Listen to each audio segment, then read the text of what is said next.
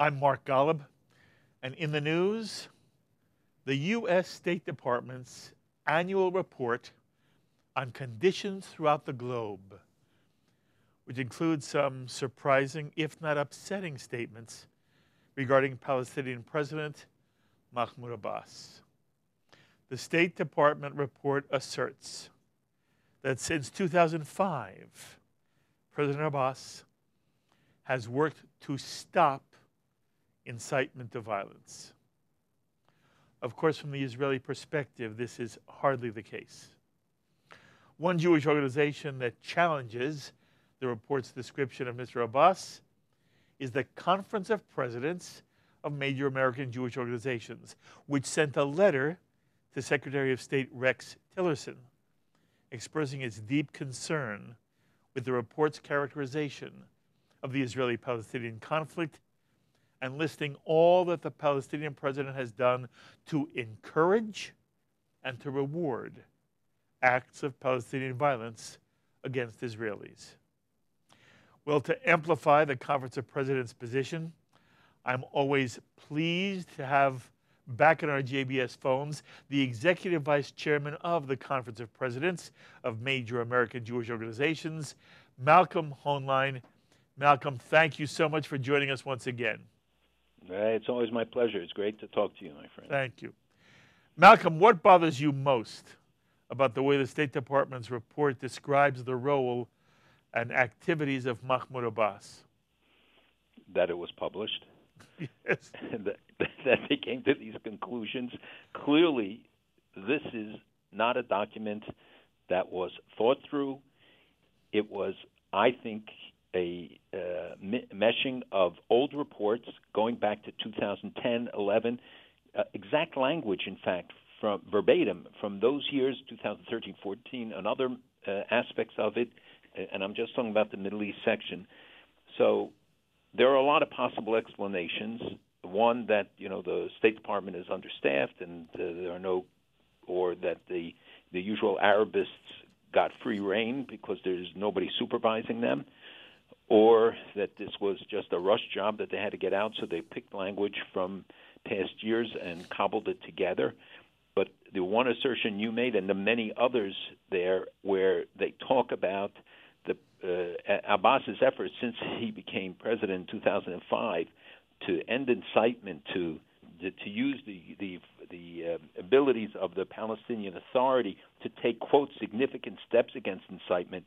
It's exactly the opposite. Mm-hmm. And it's Abbas himself who has often designated places and in honor of terrorists, who has seen to the inclusion and refuses to succumb to American and even European pressure, yes, and demands that they stop funding to the tune of $350 million a year the terrorists, and rewarding their families if they get killed, or and give them lifetime pensions immediately after they kill somebody.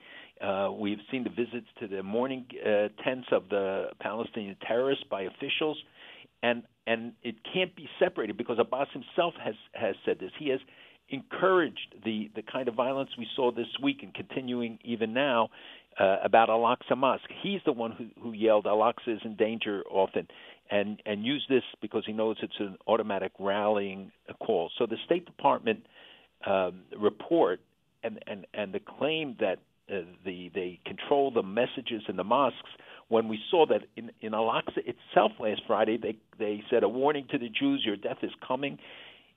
So it's almost beyond belief that the State Department could put its imprimatur on a report of this kind. And we wrote to Secretary Tillerson asking that it be rescinded. It's not enough just to find some excuse for it. But in fact, the State Department now has doubled down on it and saying that they stand by the report. It's irrational. There's no, I just can't explain, except for what I said earlier, how they did not at least take the opportunity to say, we'll review it, we'll see what changes have to be made.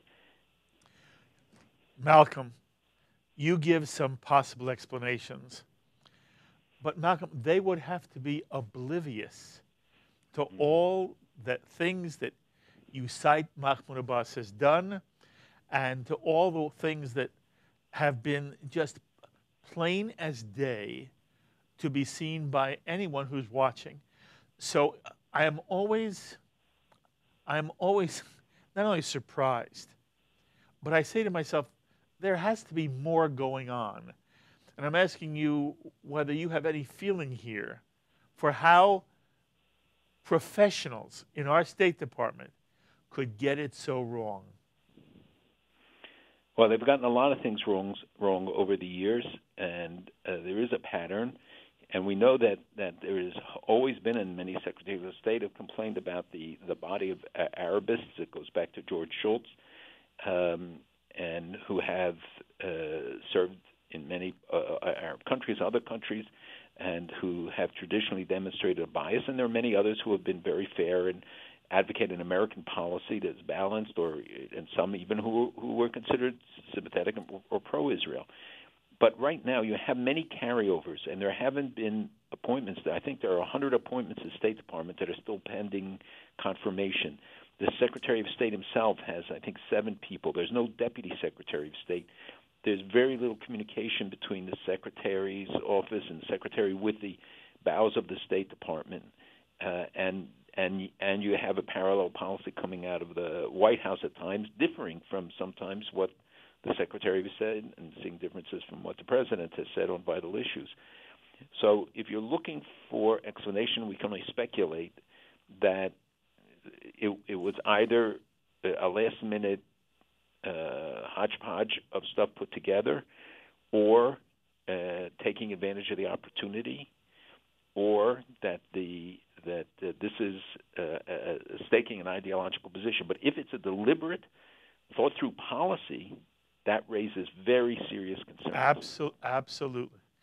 You know, we always talk about the history of the State Department as it relates to the establishment and then the life of the Jewish state of Israel. And there are many people who argue that the State Department was really against President Truman's recognition of the State of Israel in May of '48, and that it represented an Arabist, basically anti-Israel, if not anti-Semitic, department. And there are those who, as recently as the last administration, felt that the way President Obama left office by permitting a UN vote against the State of Israel and not using the American veto in the Security Council, and then that decision being defended vociferously by Secretary of State Kerry, that in some way there is an anti-Semitic bias in the State Department, and it shows its face every now and then when again a report comes out like this, which contravenes simple, obvious reality. Now, I'm not asking Malcolm Hoenlein to call the State Department anti-Semitic. I am asking you, though, how do you respond to those who make who use this as the analysis? Well, I don't think you can use a broad brush against thousands of people, and clearly many of them have, and I know many who are not anti-Semitic and not hostile to Israel, but many who are. I mean, traditionally, we know who the State Department sought after, although, again, there are many Jews and there are many other people, other religions and faiths, and people who were pro-Israel working in government. I've had complaints from various agencies, not just State Department, of people who were considered pro-Israel, not being given security clearance, not advancing as they thought they should have, and seeing some discriminatory policies for those who were publicly sympathetic to Israel. But it's too easy an explanation to simply say there are anti-Semites. There are anti-Semites in every group, and certainly there, and many, because of their work experience, have developed biases. But I think that we should not let them off the hook. It's a sort of exculpation of something deeper. When you have a report, it's one thing if it's an individual making a statement. It's another thing when it's a report representing the institution of the State Department. And we look at the events of the last few days, we see again how Abbas has escalated the tensions. He himself, Yes. and then he looks at the report and sees that he's exculpated from responsibility, and he has decided to ride this wave of unrest. It helps him divert all the attention from all of the problems he has. It is why he used the Al-Aqsa Mosque constantly to deflect the attention and the criticism of him, the lack of support that he has. And he has, in this past week, endorsed the position of the Waqf to continue the protests. Now I see that the Mufti of Jerusalem called for an end of it, and he said things should return. Well, they didn't, and as I said, it's continuing. And he announced that he's giving $25 million to institutions in Jerusalem, and that it's ours, and denying the existence of the temples. This is so clear. I mean, it's just, and he's going to UNESCO and to international bodies, and removal of the metal detectors did not change anything for them because they were never the issue. There are metal detectors at the Vatican. To go to the Kotel, to the Western Wall, Jews have to go through metal detectors right below there. In Mecca, they have 100,000 security guys. People have to wear bracelets so they can be tracked. One never sees demonstrations because of the presence of detectors that protect Muslim worshipers as well.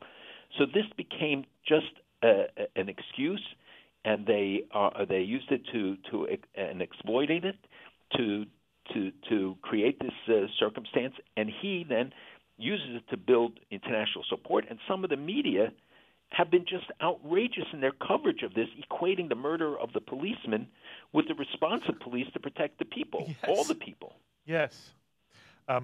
It's outrageous, and I imagine that when one is close to it, as you are, as the conference is, as people who are involved in the Israeli consulate here in New York and throughout the country, and Jews who care, it is so, I don't even know what the word anymore is. It's more than frustrating. It's more than infuriating. And yet, it seems to happen, Malcolm, time and time again. By the way, you mentioned a moment ago, and this is also in the letter you sent to Rex Tillerson, that you are concerned that perhaps pieces of this report as it applies to Israel Palestinians and Mahmoud Abbas was lifted verbatim from prior reports, including those in 2010. Malcolm, are you suggesting that in 2010, the U.S. government did not understand the extent to which there was still Palestinian incitement to violence in the PA, the Palestinian Authority, and that this is not a new problem? This is not 2017. This is a problem you're suggesting has existed for more than a decade. Yes, and again here, senior American officials have denounced it, have called for an end to the incitement in the last days, have put pressure on President Abbas to do more, and worked with King Abdullah in Jordan to try and defuse that situation. So there is a consistent pattern, and I do believe that countries or those with an agenda against Israel will draw on this report and say, look, here's the State Department making these allegations. It gives it a legitimacy, regardless of what people think, that the State Department may be irrelevant or whatever. It is not true, and it's the same thing when the United Nations adopts resolutions, and people think it's, keep asking us, why do you care? Because it creates a record. Yes. Our grandchildren will have to live with it. When UNESCO says that the Temple Mount is not a Jewish site, as Abbas said, when they now only call it Haram al-Sharif, erasing 2,000 years of Christian history, 3,800 years of Jewish history, that creates a fact. And future generations will be told, what right do you have to go there? In your grandparents' time, the UN adopted it, the Community of Nations adopted and recognized it as only a Muslim holy site. Jews in Israel, who have always recognized the rights of all groups and have tried to foster the openness of Jerusalem, and including having metal detectors to protect all worshipers, Jewish, Muslim, Christian, whatever, whoever wants to come there, now face a situation where the international body says that Rachel's tomb, the Cave of the Patriarchs, the most recently, the Kotel tell. The Western Wall is now called Al-Burak's Wall, named for Muhammad's horse. And no more hyphenation, no more recognition of anybody else's, and the experts of the UN have criticized it, and despite that, it gets adopted by the automatic majority in the UN bodies like UNESCO and in the UN itself with its 20 annual resolutions, and the Human Rights Council with its criticism of one of the few true democracies there. So one thing is that we should not dismiss the significance of these things, and people tend to diminish it, or this is part of the delegitimization campaign. This is part of the war against the Jewish people, Jewish history, the Jewish faith, and the Jewish state. Absolutely. And each of these is an aspect of that war that we see on our campuses, we see in our communities, we see in the political manifestations, and in these attacks. Malcolm, this also seems to be part of a larger phenomenon, the way in which the Western world now tends to be myopic when it comes to the Israeli-Palestinian conflict. And even in the Jewish community, there are many Jews, Malcolm, even in Israel, who blame Israel for the lack of progress in the peace process. And you often hear the mantra, especially coming out of Washington, both sides have to be willing to take risks to make peace. And I ask simply, what do the Palestinians have to risk by making peace with Israel? But why do you think the Western world as a whole fails to see the simple truth that Israel has time and time again offered to make peace, while the Palestinian leadership has time and time again found a reason to reject Israel's peace proposals? Why is that the prevailing narrative in the Western world and among American Jews, among many American Jews? Why, Malcolm? Well, I think you have to analyze each of those sectors separately. I think amongst American Jews, ignorance is the simplest explanation, and that they fall victim to the same distorted media reports, the same lies, the same misrepresentations. Mark Twain, 100 and some years ago, said, if you don't read a newspaper, you're ill-informed. If you read a newspaper, you're misinformed. Mm-hmm. Well, it's even more true today, and especially with the Internet. And these young people who have no background, have no sense of the history, are falling victim to the lies, the distortions. They have no idea when Israel came into being. And if you ask, the most fundamental questions, how did Israel come to be in the territories? Did they go and seek out the territory? No, they were attacked, and in a war, defensive war, a war they didn't want. They begged Jordan to stay out. They begged others to stay out of it. They came into to this territory, which was never recognized by anybody except England and Pakistan when it was for 20 years under Jordanian control. So people don't know the history. They don't know the events. They don't bother to read beyond the headline. And too many times, the headlines in the American media as in the international media distort and misrepresent. When the policemen were killed, they said 3 Israelis and 2 Palestinians killed on the Temple Mount. And this is a major media. When BBC's reporter talks about the mythical temple, but Muhammad ascended there from his horse, even though Muhammad never visited in his lifetime. Right. The mythical temples that Christianity and Judaism have revered, it's the basis, it's the fundamental both religions, and so they fall victim to this constant diet of lies and distortions, which is why we take this issue so seriously about BDS. And BDS at its core is anti-Semitic. The message is that we don't accept the right of Israel to have a state. It's not because Israel doesn't want peace. They know that Israel offered each time a very extensive, whether it was Olmert or Barak or even Netanyahu and at Y and at Annapolis and all the places where negotiations took place. It was Israel that was forthcoming, and Abbas walked away. He walked away from President Obama's last request and never even bothered to answer it. And yet then the onus is always placed on Israel. That's right. This is, and the Palestinians take advantage of it, and they know that they can play to this hostile and I think at its core anti-Semitic attitude on the part of some Europeans, a part of others, because anybody who's willing to give it a balanced view has to come out with a different conclusion. They have to see look at the World Health Organization. This is to me a blatant example of this. criticized one country, Israel, the country that took in 3,000 Syrians. I was there in the north. I saw in the middle of the night young Israelis risking their lives to cross the border to take in Syrian children, taking in adults, and bringing back an ambulance with 4 hulking guys that they had just treated at no cost in Israeli hospitals. And they got out and they walked and were being aided across to go back to Syria. And I asked the captain in charge, aren't you concerned that these guys are going to go back to fight Israel? He said, most likely, but that's what Jews do. Yeah. That's what Israel does. And Israel, which sent to hospitals to all over the world, and now just sending surgeons to Fiji, doctors everywhere, treating Palestinians for free when the PA charges them to cross the border, and hundreds of Israelis wait there on the Road to Recovery, an organization where volunteers take them to Israeli hospitals. From Gaza, 1,600 are waiting to cross, cancer patients, cardiac patients. But the PA, Abbas doesn't let them cross. Israel treats all of these people, yet they get criticized. So I think that it is inherently anti-Semitic. It's the age-old bias coming to fore. And instead of attacking the individual Jew, you attack the collective Jew, the state of Israel. And Jews have to think. You can have differences with the state of Israel, and especially in recent weeks. But you better be careful about the nature of the criticism and how far you go, because others who do not have Israel's well-being at heart will take advantage of it and exploit it. And the key has to still be the message that we stand with Israel. We can be critical of decisions they make. We can take them to task. But bottom line, what happens to Israel will affect all of us. It's all one faith and one fate.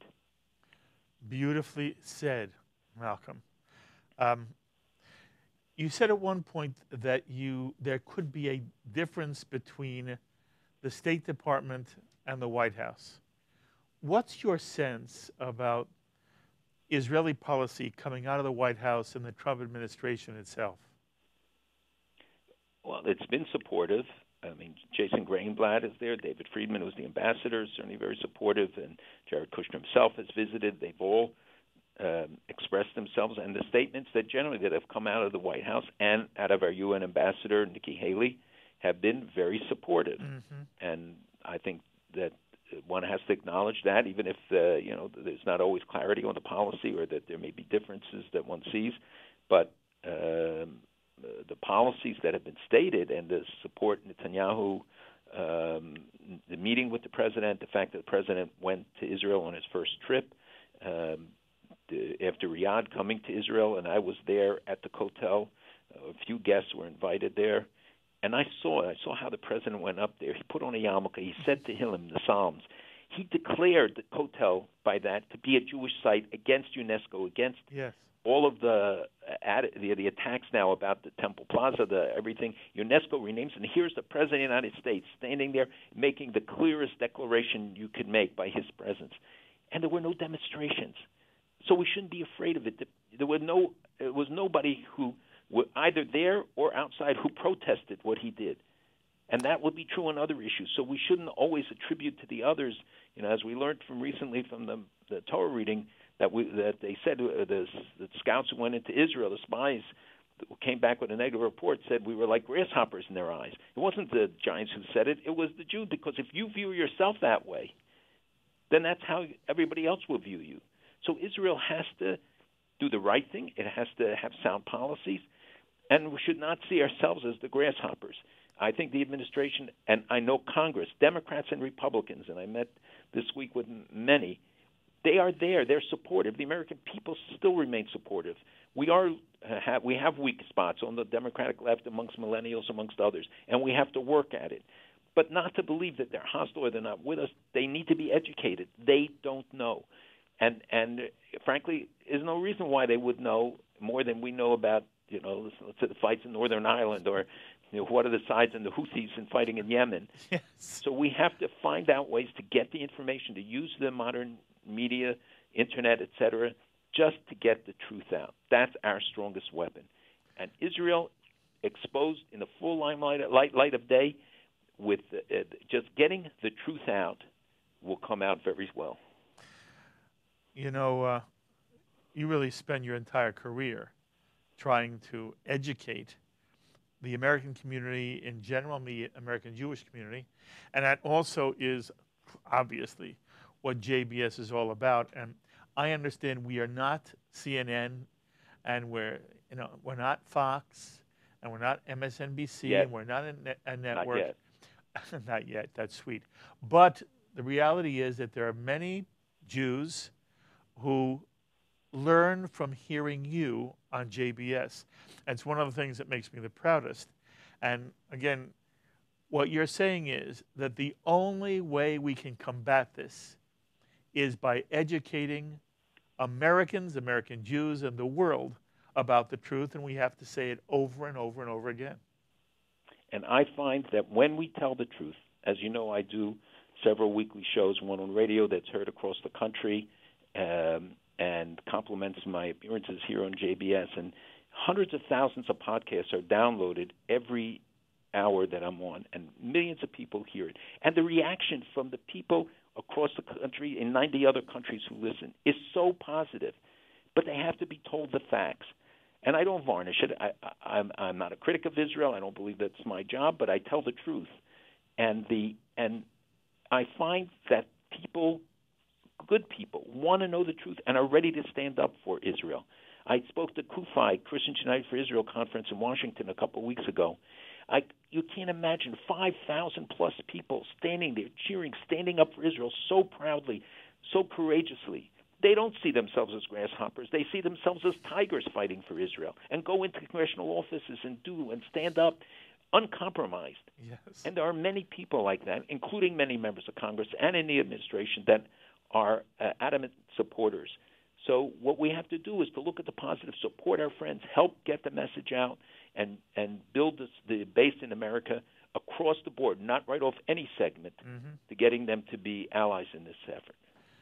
Malcolm, I love it when I get a chance to present your views to the JBS audience. I tell you over and over again, I don't ever want you to get tired of my telling you. You do fabulous work. I love you so much. And again, we will continue to chase you because I know how busy you are. But I want your voice on JBS as much as we can, as you can make time for us. The love is more than mutual. And I love the JBS listeners. I do hear from them periodically, and I'm always here for you. Thank you, my friend. Be well. Thank you. The thoughts of Malcolm Hoenlein, Executive Vice Chairman of the Conference of Presidents of Major American Jewish Organizations. And it's so clear, is it not? The only reason, better said, the only way that we can respond, combat all of the distortions of the state regarding the state of Israel and the Israeli-Palestinian conflict is by teaching over and over and over again. And we have to hope that the message will begin to seep through. It's very, very frustrating. My thanks as always to our director today, Serge Goldberg, JBS's Associate Director, Dara Golub, Editor, John McDevitt, and the producers of this edition of In the News, Carol Lilienthal and Jan Weiss. Until the next time, I'm Mark Golub. Be well, my friends.